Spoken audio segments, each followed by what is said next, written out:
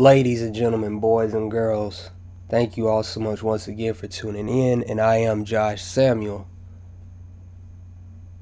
There has been a lot that has gone on this year. There has been a lot of disturbing, chaotic, and troubling things to occur in the year 2020, which is also the start of a new decade. Division, tragedy, and heartbreak, and in a world that is seemingly literally on fire, not just because it's summertime, but a world that is seemingly on fire.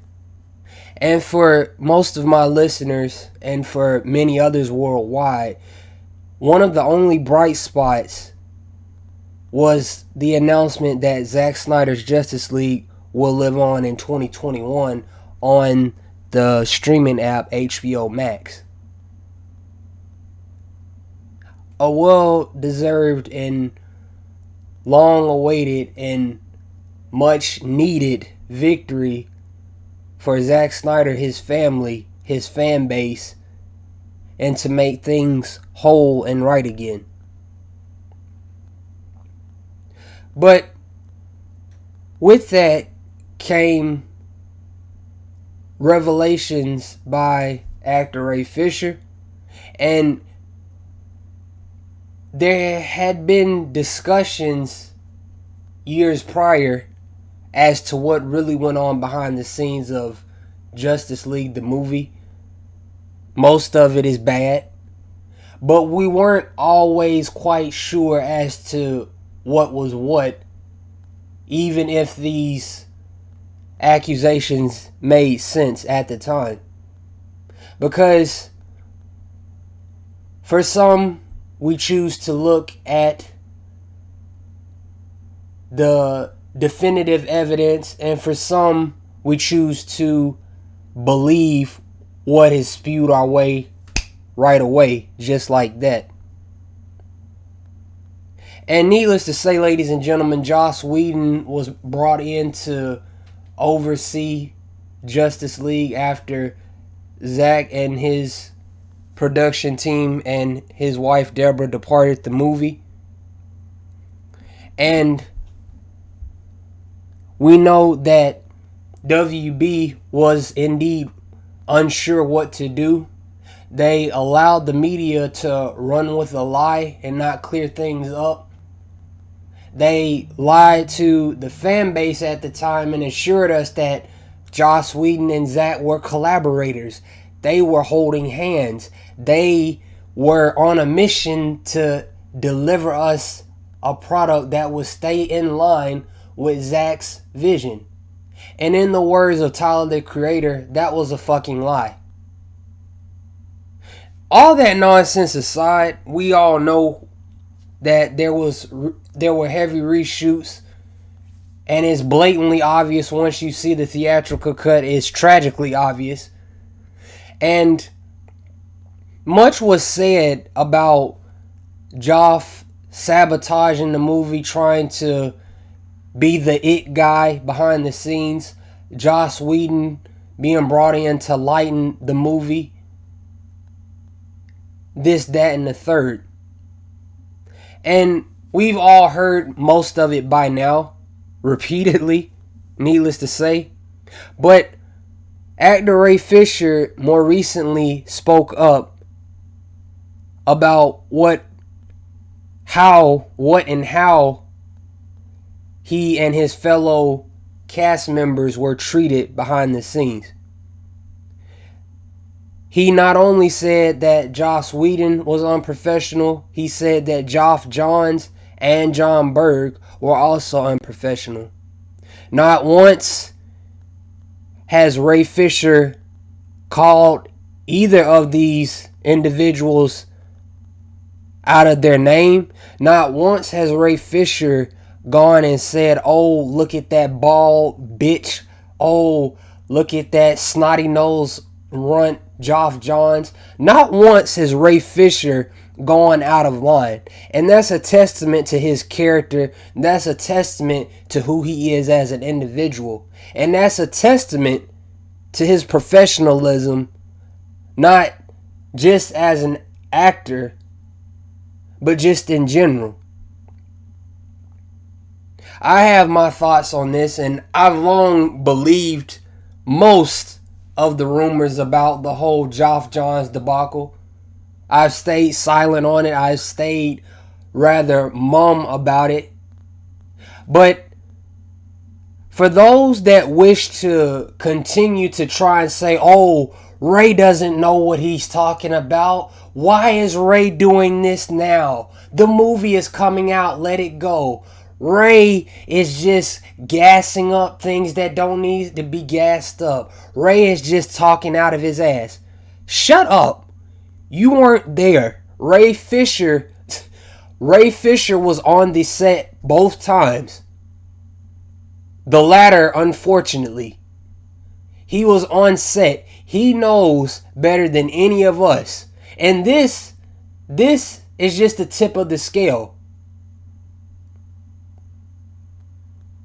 And for those of you listening, I'm happy that some of you may like the Avengers. I'm happy that some of you like Flashpoint or the Green Lantern run that Geoff Johns did. I'm happy that there's some of you that still watch the CW. But at the end of the day, right is right and wrong is wrong. And wrong needs to be addressed. And I've seen people say, oh, well, you wouldn't be saying this if Ray Fisher wasn't black. Dude, shut up. Shut up. Shut up. You don't know the first thing about me. You don't know the first thing about how being black is. So don't tell me that I'm just doing this, I'm just making this noise, or I'm just, hyping this up because Ray Fisher is black. If it were Gal Gadot, if it were Ben fucking Affleck, if it were Jason fucking Momoa, if it were Ezra fucking Miller, I would be just as eager and ready to defend them.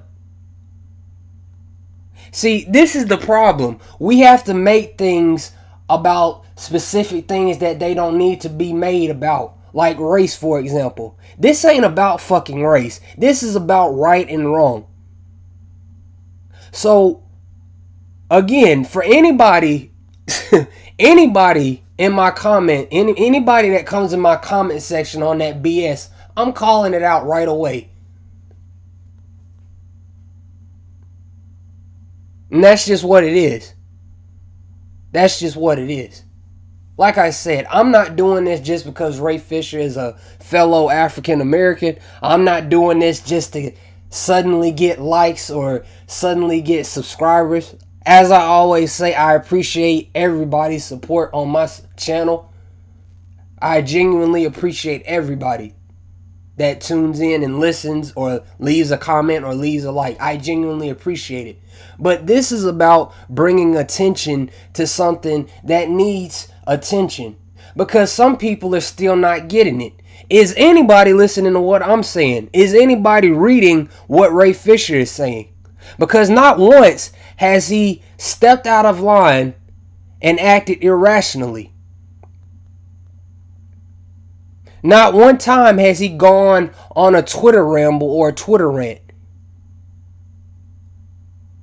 So yeah, for the guy that always has tweeted accountability over entertainment, you better believe I believe him wholeheartedly. Over the director who thought that Flash falling on Diana's boobs was a smart filmmaking decision. Well, Josh Samuel, why you keep bringing that up? Well, why not? Why the fuck not?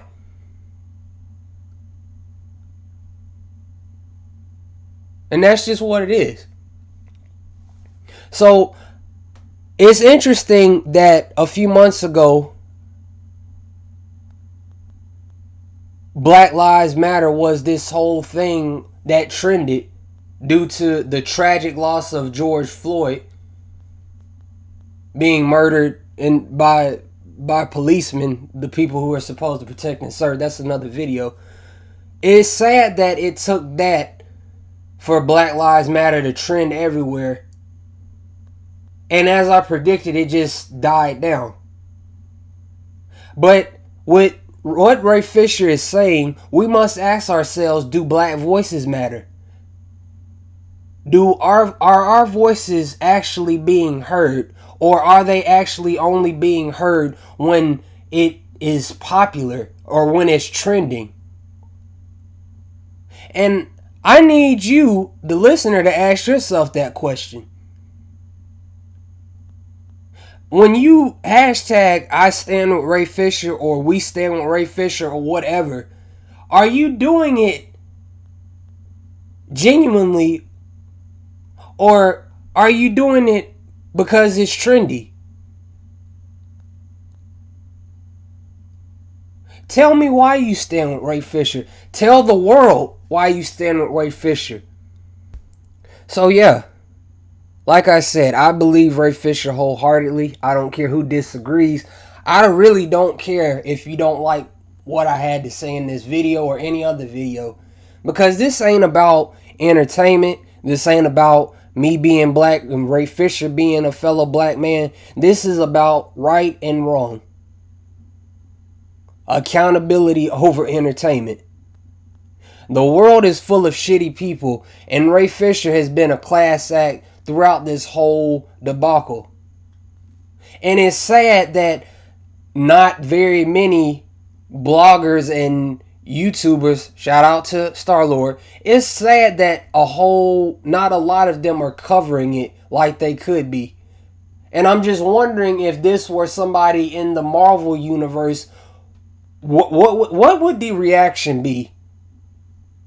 Would it be more trendy? Would it be more popular to talk about? Would everyone be covering it?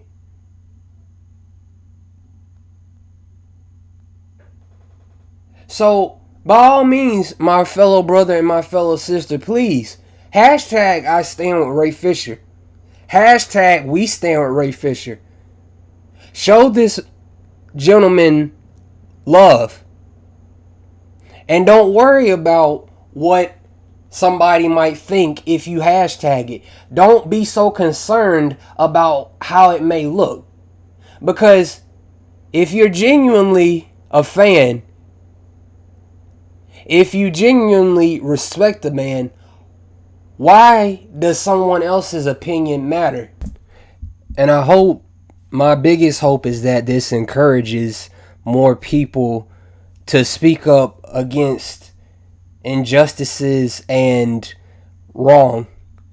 Not saying that the world is going to change overnight, but I hope that Ray's brave and, again, classy and professional way of handling things and addressing what needs to be addressed inspires more individuals to speak up.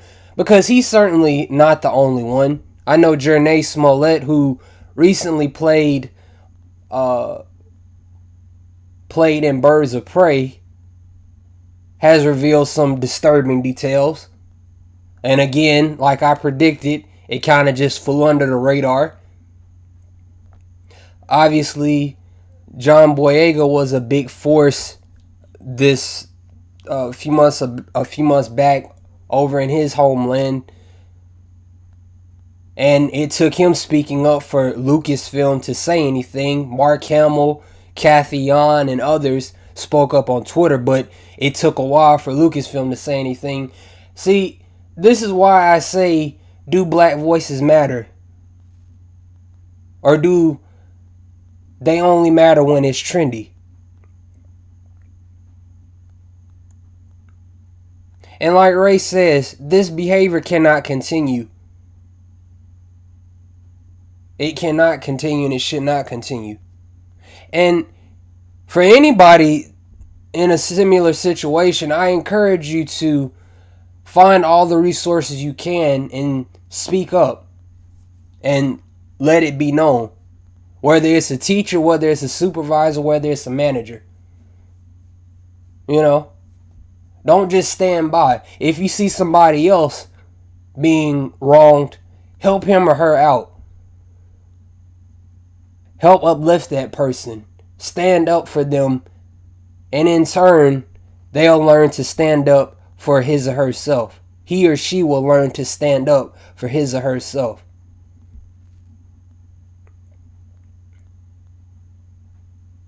And again, thank you all so much once again for tuning in. Zack Snyder's Justice League will be upon us in 2021. DC Fandom is next week. All the best. Love.